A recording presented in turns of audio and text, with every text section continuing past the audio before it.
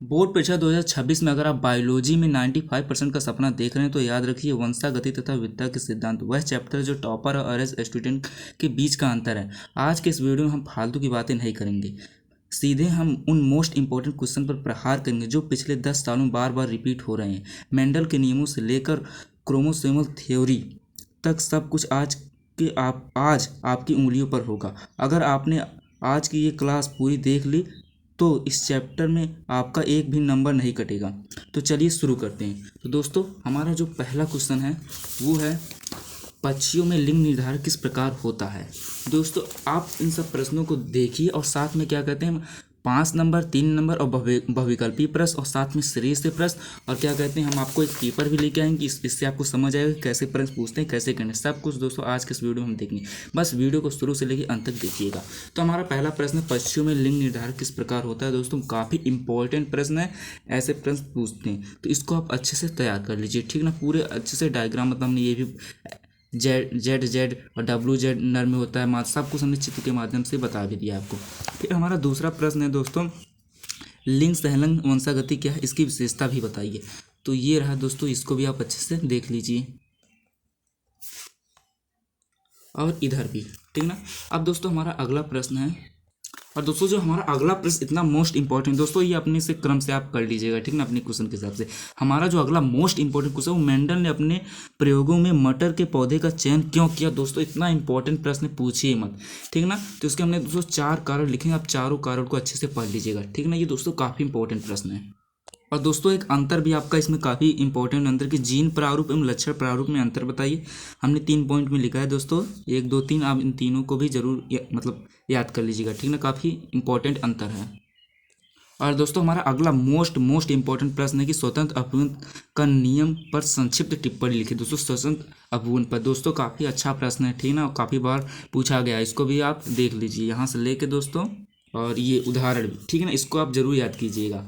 और दोस्तों हमारा जो अगला प्रश्न है एक संकर प्रयोग द्वारा विसंयोजन नियम की व्याख्या कीजिए। दोस्तों काफ़ी इंपॉर्टेंट प्रश्न और कई वजह से कर ही नहीं पाते, समझ नहीं इसमें करना क्या, पूछ क्या रहा है यही नहीं। तो इसको हमने बहुत ही अच्छे से सरल भाषा में लिखा है। जब मेंडल ने मटर के बौने तथा लंबे तथा बौने पौधों के बीच संकरण कराया तो क्या हुआ, सब कुछ दोस्तों इसमें आपको मिलेगा F1 पीढ़ी में। फिर उसके बाद हमने शुद्ध लंबे पौधे व प्रभावी का इधर संकरण का और शुद्ध बौने के साथ, ठीक ना। ये सब आपको डायग्राम के साथ उदाहरण के साथ आपको ऐसे करना है, इसको पूरा अच्छे से आप ऐसे ही कीजिएगा, ठीक है ना, देख लीजिए।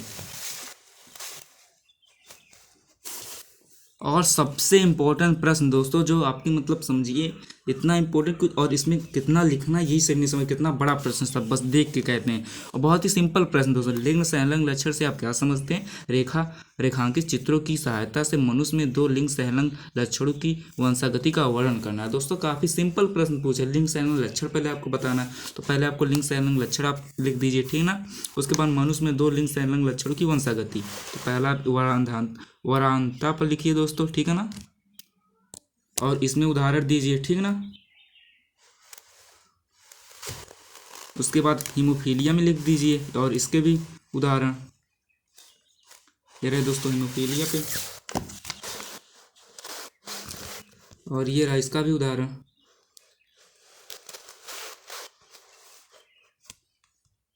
ठीक है ना। इसको अच्छे से तैयार कर लीजिए आप लोग। और हमारा अगला मोस्ट इंपॉर्टेंट क्वेश्चन है मेंडली विकार का विस्तार में वर्णन कीजिए। दोस्तों इसको देख लीजिए, मेंडली विकार है, ठीक ना, का विस्तार में वर्णन, विस्तार में करना है दोस्तों, इसलिए आगे भी आपको और लिखना पड़ेगा, ठीक ना। और उदाहरण भी यहाँ तक पूरा है, ठीक ना दोस्तों, यहाँ तक पूरा, इसको भी याद कर लीजिए, काफ़ी इंपॉर्टेंट प्रश्न है। और दोस्तों हमारा अगला प्रश्न है क्रोमोसोमीय विपथन से आप क्या समझ, किन्हीं 2 विपथन का नाम बताइए। तो आप इसको पढ़ लीजिए, ठीक ना। डाउन सिंड्रोम तथा टर्नर सिंड्रोम क्रोमोसोमी विपथन है, ठीक है ना, काफ़ी अच्छा प्रश्न है, वो इम्पोर्टेंट भी है, कई बार पूछा गया है।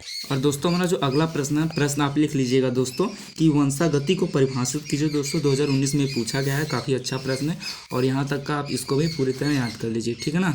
ये हेडिंग है, तो हमने आप बस प्रश्न लिख दीजिएगा कि वंशागति को परिभाषित कीजिए। अभी आपको प्रश्न भी दिखा दे रहे हैं, आगे बने रहिए वीडियो में। और दोस्तों जो हमारा अगला प्रश्न होगा कि डाउन सिंड्रोम किसे कहते हैं, इसके कारण एवं लक्षण बताइए।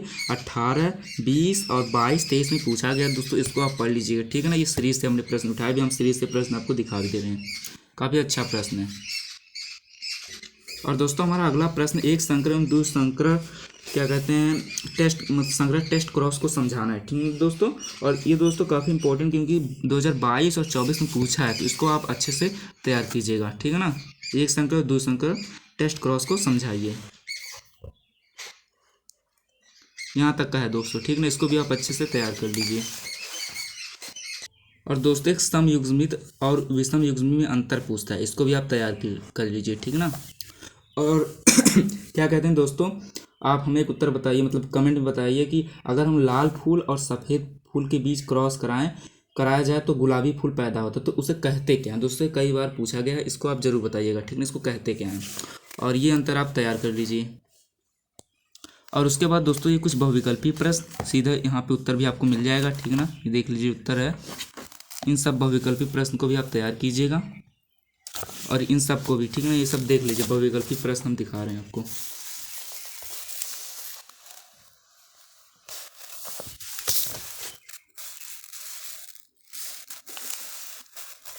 और ये हमने आपको बताया दिया है, ये वाला प्रश्न, ठीक है ना। और दोस्तों वंशागति के क्रोमोसोमात का सिद्धांत किसने प्रस्तावित किया, तो ये सटन और बावरी। इन सब प्रश्नों को भी जरूर याद कर लीजिए, इस पर हाईलाइट हमने किया है, ठीक ना। ये सब इतने इंपॉर्टेंट नहीं है, पर ये वाला थोड़ा इसको भी आप तैयार कर लीजिएगा। और इधर के भी कुछ प्रश्न हैं, देख लीजिए इनको भी।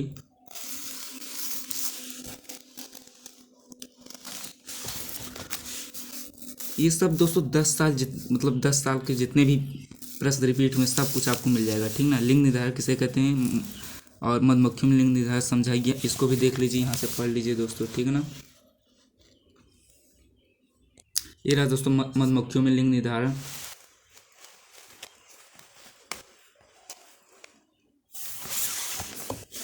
ठीक ना। अगर आपको सीरीज से नहीं समझ आएगा तो यहाँ से भी आप पढ़ सकते हैं।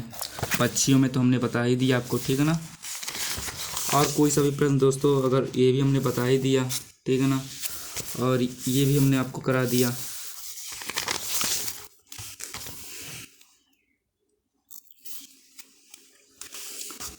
और दोस्तों क्या कहते हैं कि ये प्रश्न है, इसको आप लोग यहीं से पढ़िएगा, देख लीजिए कितना इंपॉर्टेंट है, ठीक ना।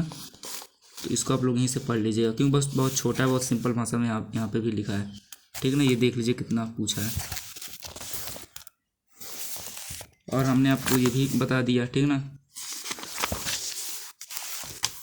और हमने आपको ये सारा भी करा ही दिया दोस्तों, ठीक है ना। आप यहाँ से भी एक बार देख सकते हैं।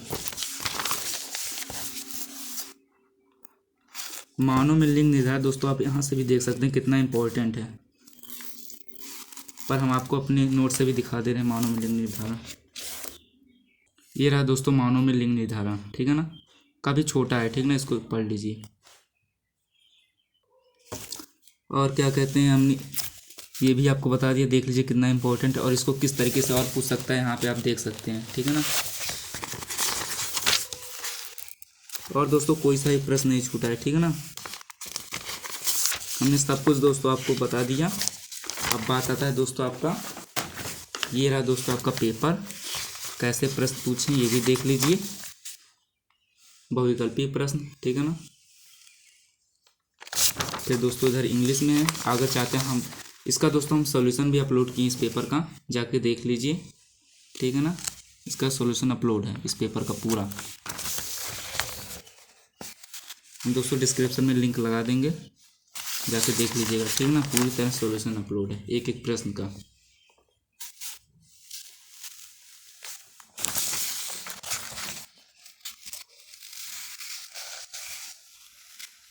और दोस्तों अगर वीडियो अच्छा लगे तो लाइक कर दीजिए, चैनल पर नए हैं तो चैनल को सब्सक्राइब कर दीजिए। जय हिंद।